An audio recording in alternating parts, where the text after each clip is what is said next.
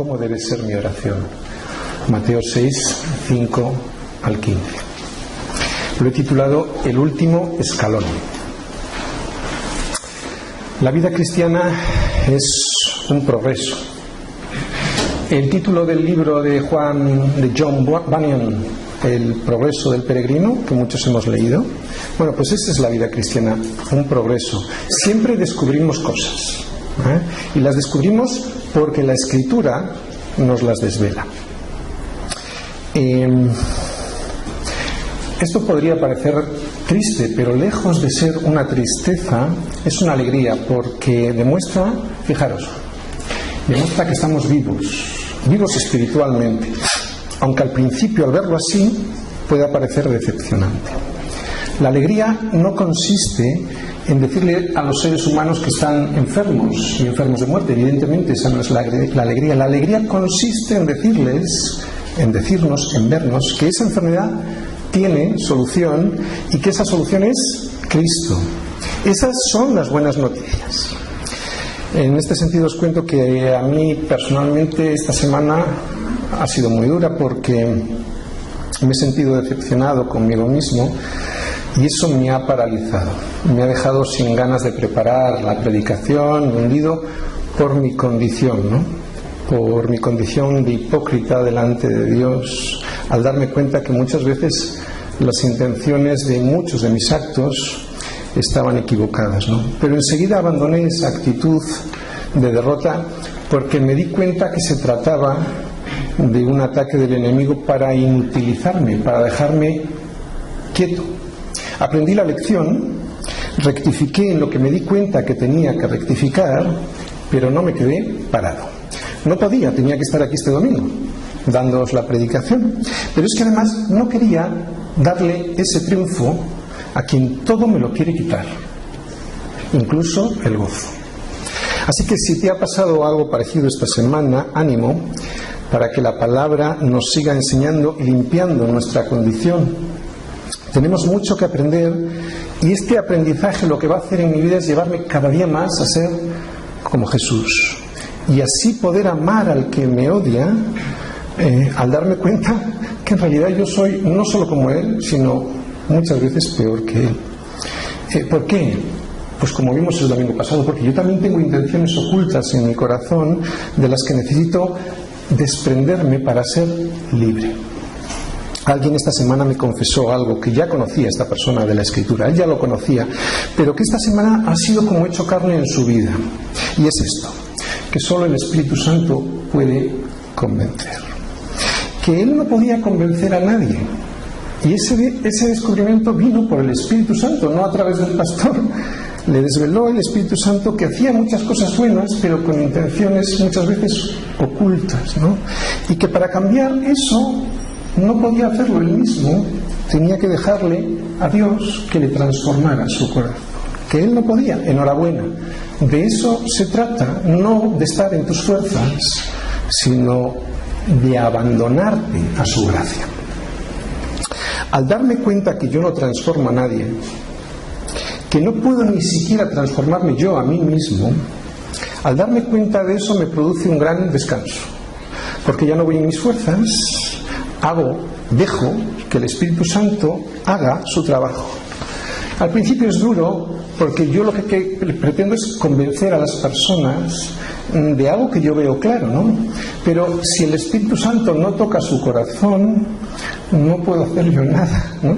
Ya me puedo despeinar yo aquí hablando, que si el Espíritu Santo no te lo muestra, o tú no quieres dejar que te lo demuestre, no podremos hacer nada. Por eso dice Romanos, Pablo, que no depende del que quiere ni del que corre, sino de Dios, que tiene misericordia. Así que mi recomendación hoy es la siguiente: para que su misericordia nos llegue, y Él quiere darnos su misericordia, que nos abandonemos a su gracia, a su perdón y a su amor. No pongas defensas ante lo que vas a escuchar. Ríndete, baja las armas, porque no podemos pelear contra Dios. Baja las armas. Esto de abandonarse a su gracia tiene mucho que ver con el título de hoy, ¿vale? El último escalón. ¿Qué querrá decir esto del último escalón? Bueno, pues no lo vamos a desvelar hasta el final, ¿de acuerdo? Hasta el final de la predicación. Yo no sabía cómo enfrentarme a esta sección de Mateo 6, la sección esta de la oración. No lo sabía ni lo sé, primero porque, como es un tema tan explicado por los predicadores, pues está como muy trillado.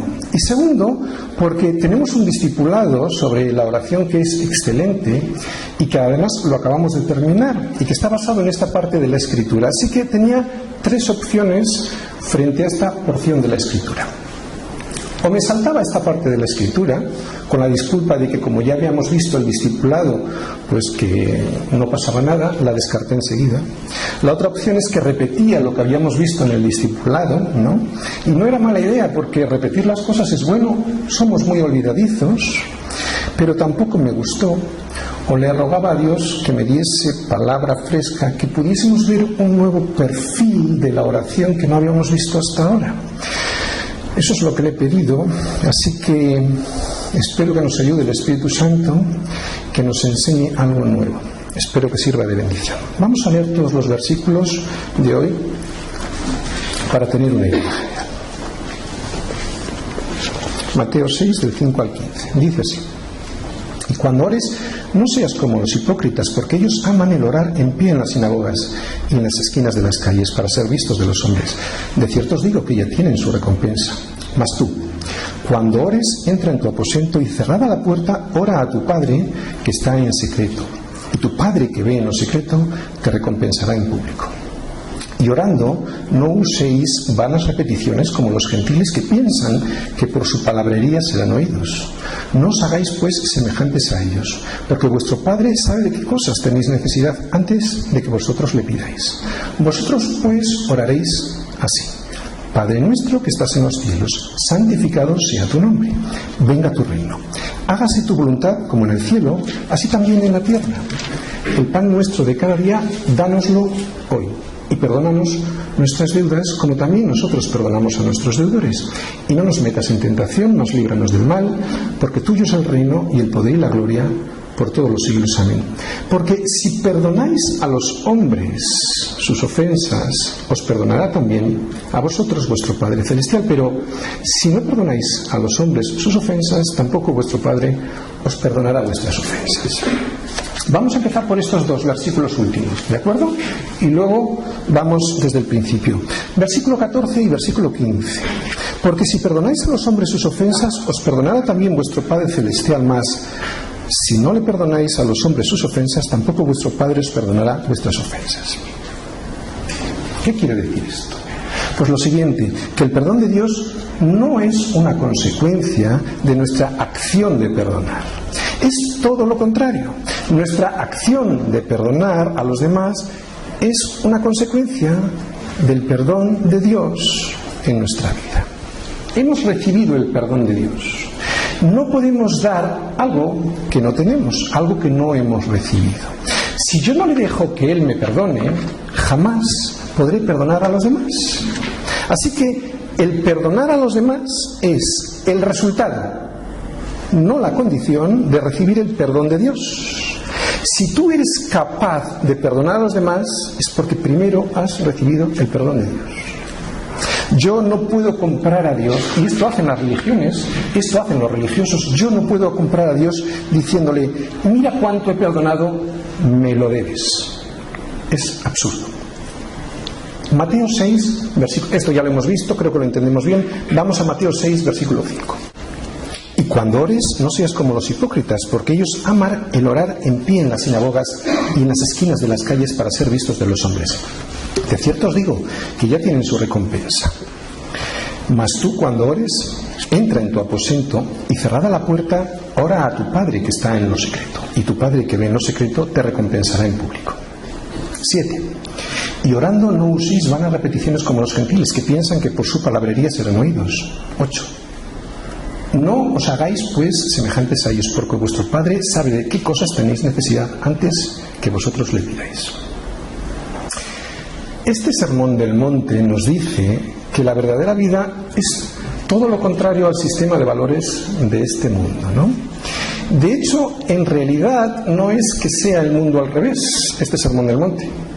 Este Sermón del Monte es el mundo al derecho. Es lo que siempre había deseado Dios para nosotros, para sus hijos. Por eso, en este reino al derecho, aunque nos parece al revés, pero es al derecho, por ejemplo, nunca serás ni estarás tan alto como cuando estás de rodillas, en oración. Con la oración Cristo ha conseguido algo increíble en nuestras vidas, un triunfo increíble. Primero, que reconozcamos nuestra situación y segundo, que reconozcamos nuestra posición delante de Dios. ¿Cuál es nuestra situación? Pecadora. ¿Cuál es nuestra posición? Chico, que somos criaturas. Hemos sido creados por Dios, no somos Dios. Esto que parece tan evidente, la gente no lo entiende. Piensan o creen que son sus propios dioses. Pero Cristo ha conseguido esto, que veamos cuál es nuestra situación, pecadores, y nuestra posición. Somos criaturas, no somos Dios. Pero, y esto para nosotros los cristianos, aunque los cristianos reconocemos nuestra situación y nuestra posición, vemos en estos versículos peligros que se nos escaparían si no se nos advirtieran. ¿De qué peligros nos quiere advertir el Señor en estos versículos? Bueno, pues que incluso en esta situación, en esta posición tan piadosa, o sea, de rodillas en la oración, incluso ahí seguimos afectados por la caída. Él me lo enseña y yo se lo agradezco. Es esencial saberlo para suplicar, pedir conforme a su voluntad, de manera que nuestra distorsión de nosotros mismos y del mundo que nos rodea no haga pedir cosas que no están conforme a su voluntad, ¿no? O sea, que yo quiero pedir en la oración conforme a su voluntad, no a la mía. Este Sermón del Monte nos ha descubierto que el mayor peligro que tenemos no son las cosas que hacemos, porque esos actos pecaminosos nos damos muchas veces, los que son evidentes, los actos pecaminosos evidentes nos damos cuenta. Sin embargo, la disposición de nuestro corazón, eso que nos lleva a realizar esos actos, es más complicado verlo. En estos versículos me advierten, en estos que estamos estudiando hoy, que ese estado de mi corazón me puede llevar a algo insospechado.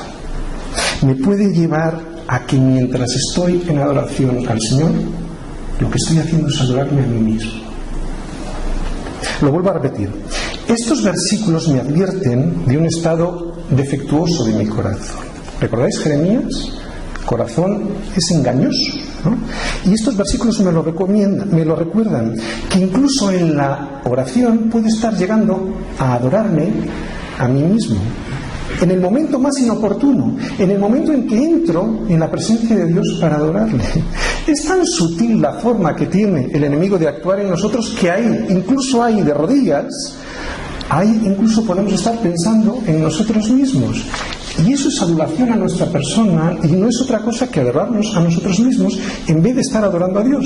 Y me lo está advirtiendo el Señor. Tres cosas. Los cristianos sabemos muy bien ver las faltas de los demás, ¿vale? Es muy fácil. También nos damos cuenta de nuestros pecados, de los más evidentes, de los más ostentosos, ¿no? Y precisamente por eso son los menos peligrosos, porque nos damos cuenta. Sin embargo, el pecado de las intenciones ocultas de nuestro corazón, lo que vimos el domingo pasado, y también el pecado de la adoración personal, durante la oración, que es lo que vamos a ver hoy, son muchísimo más peligrosos porque pasan desapercibidos. Nosotros queremos conocer a Dios, ¿a que siempre lo decimos así? Porque decimos que si no conocemos a Dios, no le podremos amar. No podemos amar aquello que no conocemos, es imposible, porque estaremos adorando a alguien que en realidad al final no es Dios porque no le conozco. Necesito conocer a Dios para poder amarle. Pero yo os voy a decir algo que os va a sorprender mucho también. Espero que solo al principio. El cristiano también ha de querer conocer a Satanás. Creo que es vital para nosotros querer conocerle. Claro, no para amarle, sino para todo lo contrario. No es en los pecados manifiestamente evidentes donde puedes conocer mejor a Satanás. Es tan vulgar la actuación que tiene que los cristianos bien asentados en la roca que es Cristo nos damos cuenta enseguida y le desenmascaramos. No es ahí, en ese tipo de pecados, donde mejor le vas a conocer. Sin embargo, en el pecado agudo, en el más sutil, allí es donde mejor le vamos a conocer, porque es allí donde este tío guarda sus mejores armas, sus armas secretas. Por ejemplo, cuando una persona no conoce a Cristo, el diablo le mantiene separado de su Creador.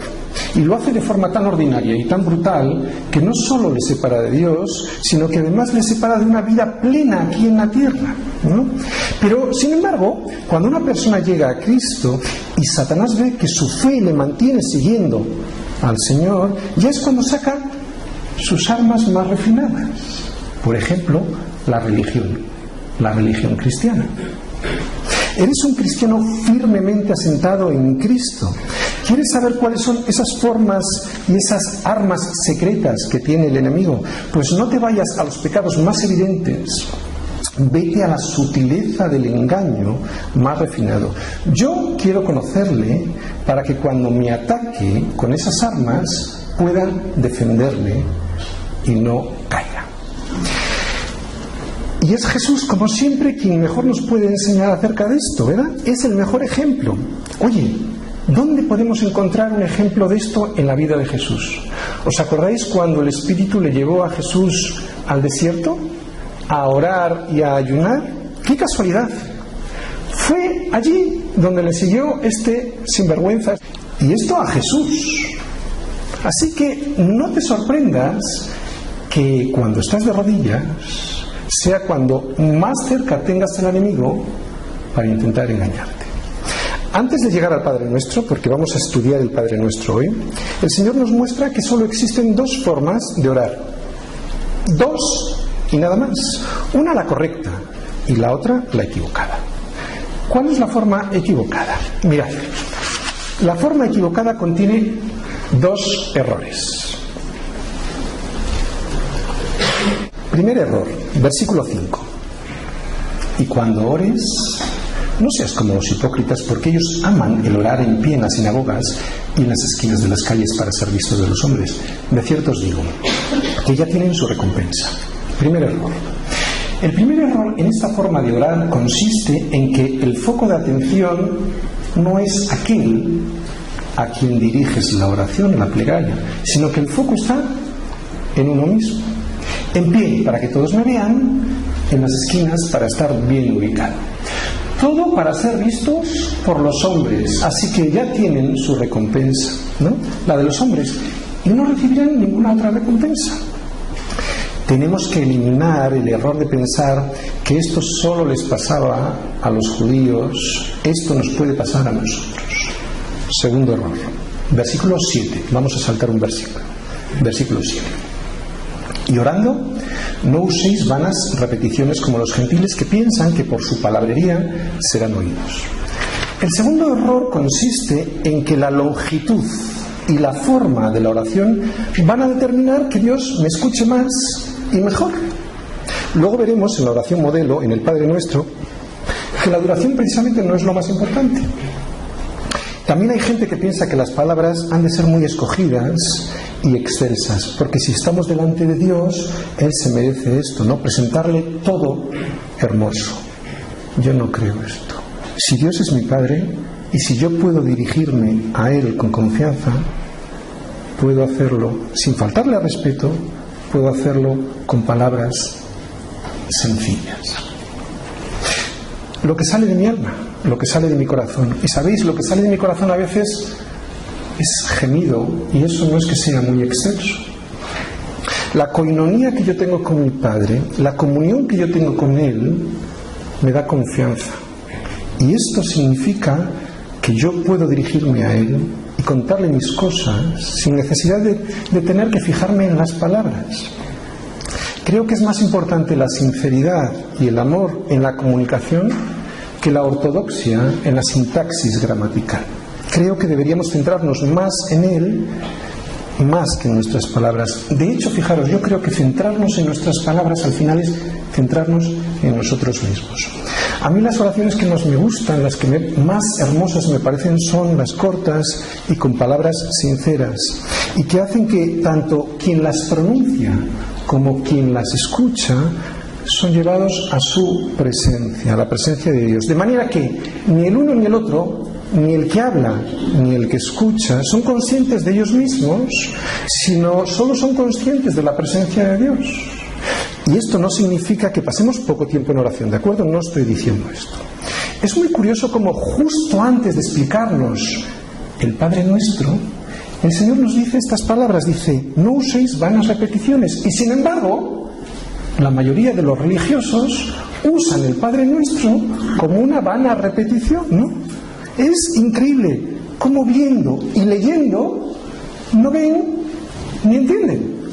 Y ya no hablemos de los rosarios y de las novenas, ¿no? Pero atención, tenemos que tener cuidado nosotros, porque nos puede ocurrir también esto a nosotros mismos sin darnos cuenta. ¿Recordáis lo más sutil? Puede ocurrirnos. Fácilmente podemos caer en el hábito de una rutina en la oración y olvidarnos de lo que en realidad estamos haciendo. Para evitar esto creo que es fundamental ser conscientes de lo que estamos haciendo. O sea, que yo sin oración no puedo ni respirar. Necesito la oración para respirar. Necesito tener comunión con mi Padre, porque eso me hace vivir. Eso es vida para mí.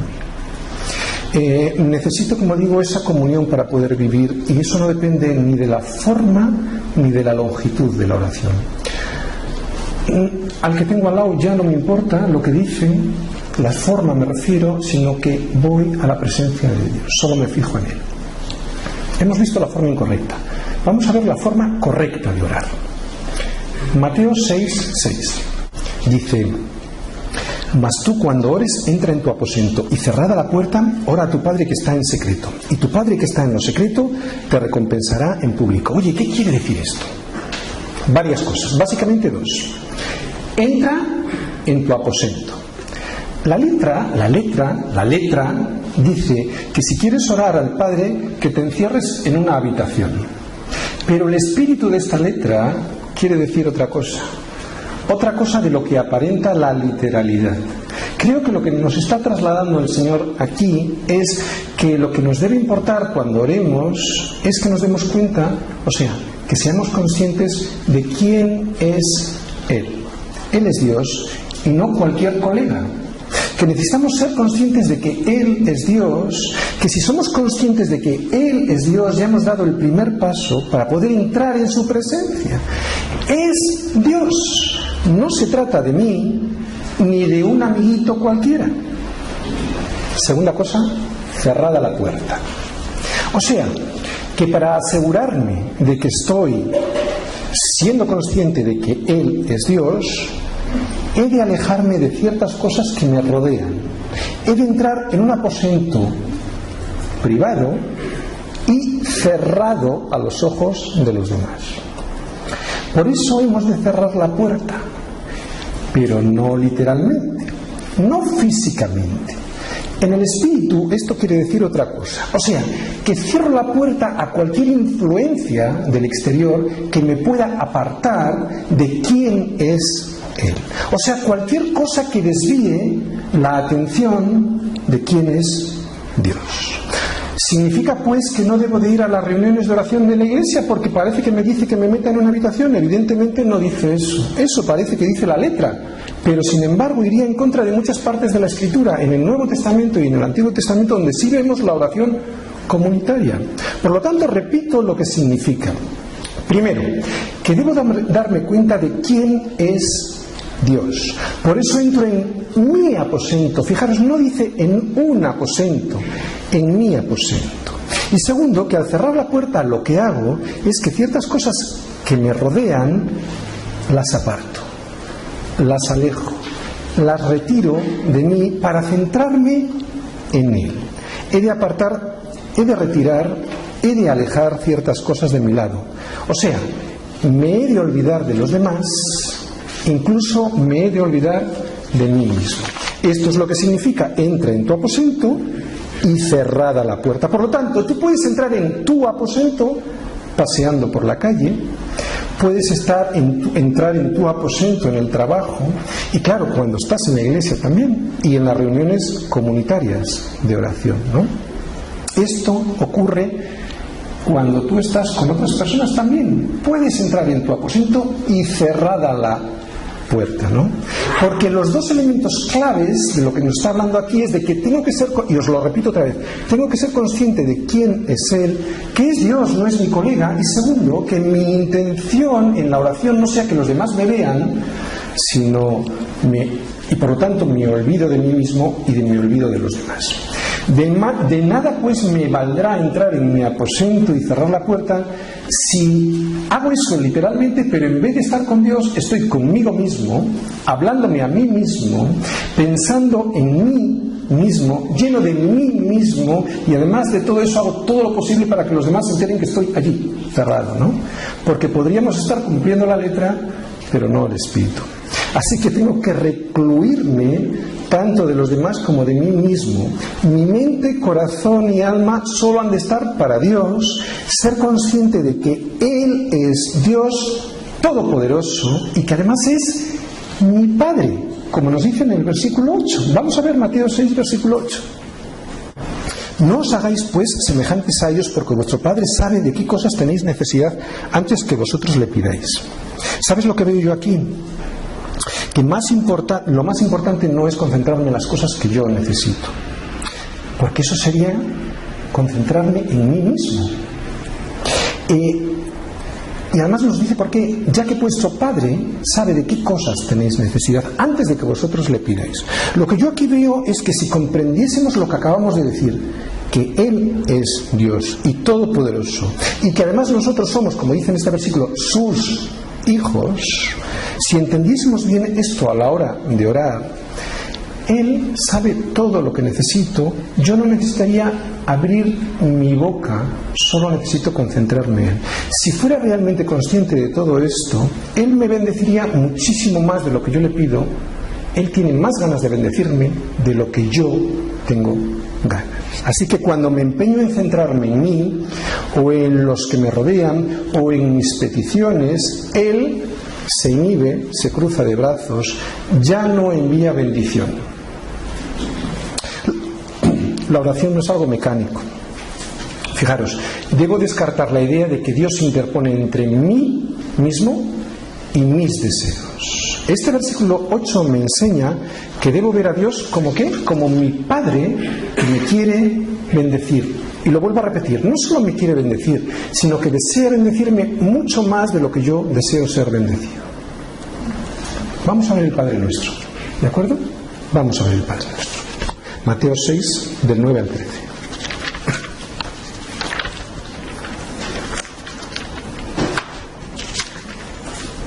Dice así.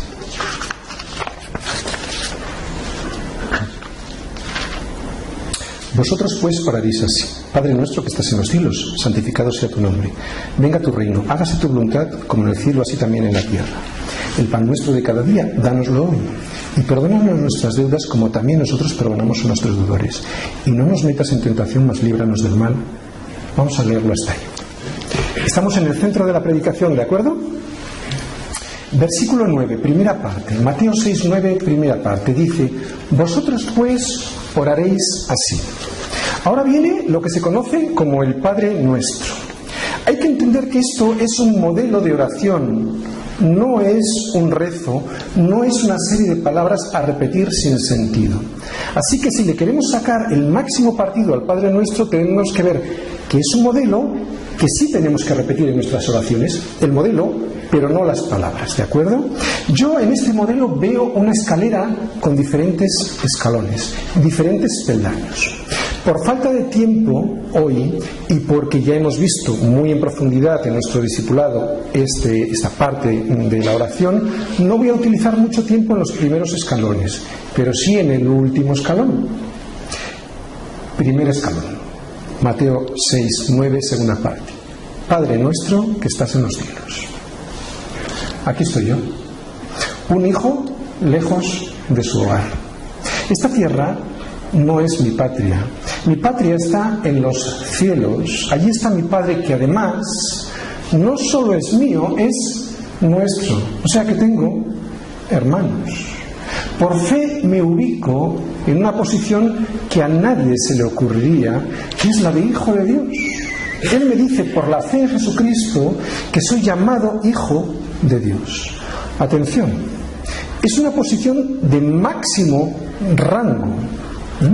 No hay más posición exaltada que esa para una persona como yo, hijo de Dios. Y además sin merecerlo, porque fue Dios quien lo hizo por mí. ¿Sabéis? Ni a los ángeles se les ha dado ese privilegio de llamar Padre a Dios. Porque ¿a cuál de los ángeles dijo jamás Dios, mi hijo eres tú? Así que es una posición muy alta. Estamos en el primer escalón. Es una posición muy alta. Por fe, Dios me permite dirigirme a Él como mi papá, Abba, en arameo. ¿Sabéis lo que se supone que es Abba? Cuando los bebés de pecho miran a su mamá o a su papá y dicen Abba, papá. En este escalón no pueden estar los ángeles, que se han de conformar con el siguiente escalón. Segundo escalón: santificado sea tu nombre. Aquí estoy yo, un adorador. Este escalón ya está más bajo, porque aunque he sido nombrado hijo y por lo tanto coheredero con Jesucristo, reconozco quién es Él. Él es Dios, un nombre santo y apartado. No lo puedo mezclar con nada de lo que conozco, porque todo lo que conozco está distorsionado por el pecado, y Él no. Es santo.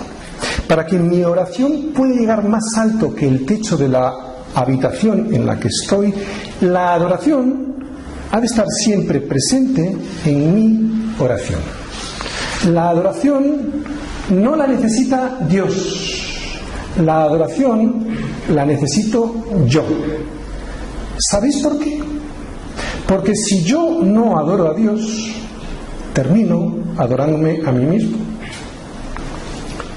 Tercer escalón, 6:10, primera parte.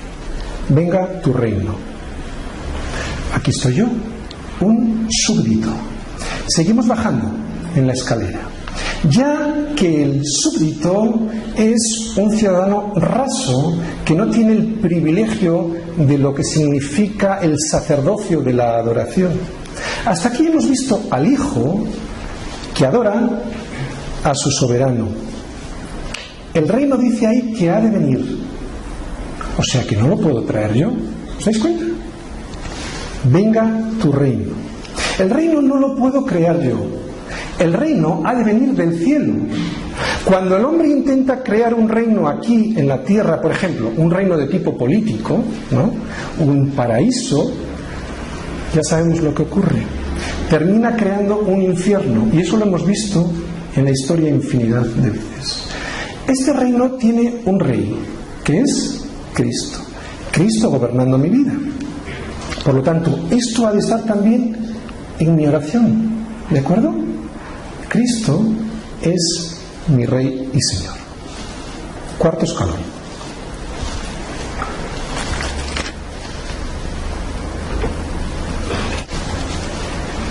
Versículo 10, segunda parte. Dice: hágase tu voluntad como en el cielo, así también en la tierra. Aquí estoy yo, un siervo.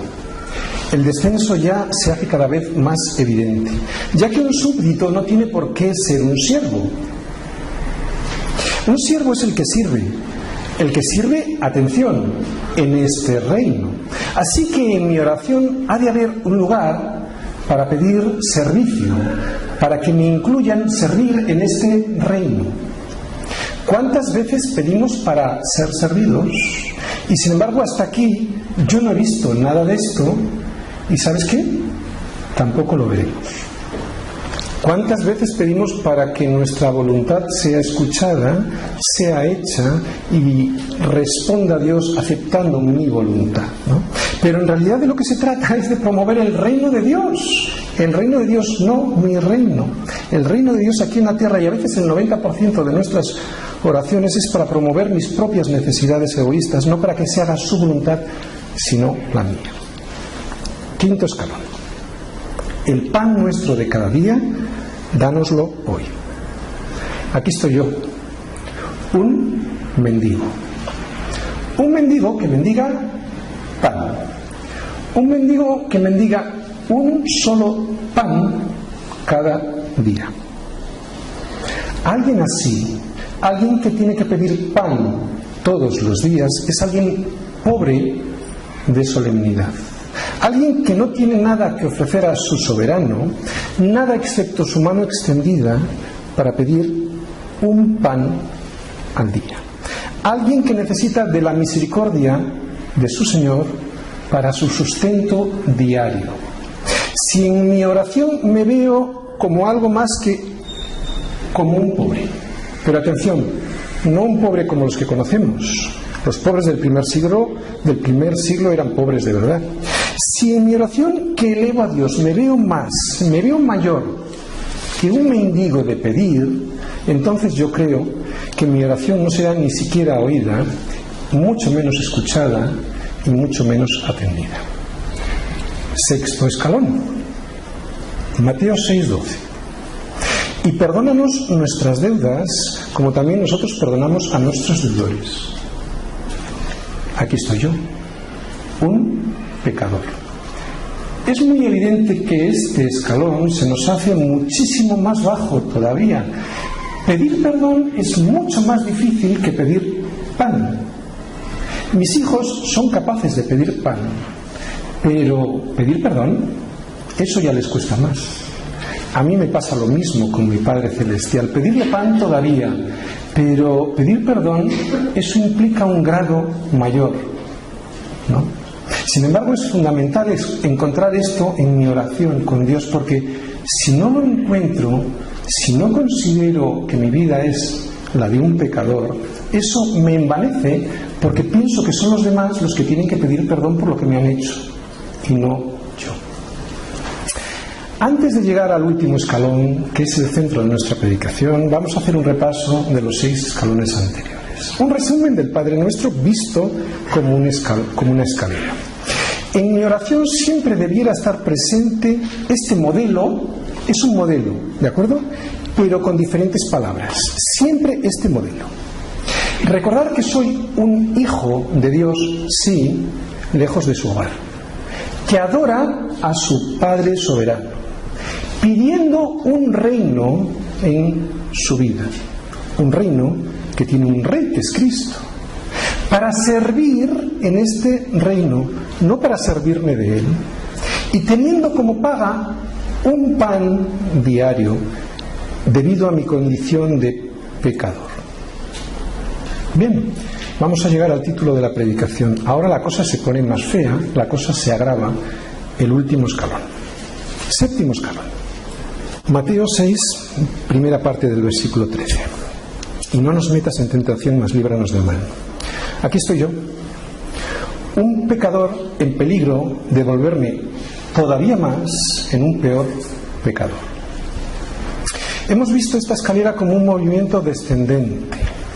Y aunque es cierto que es así, que cuanto más conoces al Señor, ves este proceso de descenso, no es tanto que vayas a peor en tu vida cristiana, sino que cada vez te conoces más. Por lo tanto, no es que vayas más abajo, es que siempre estuviste allí.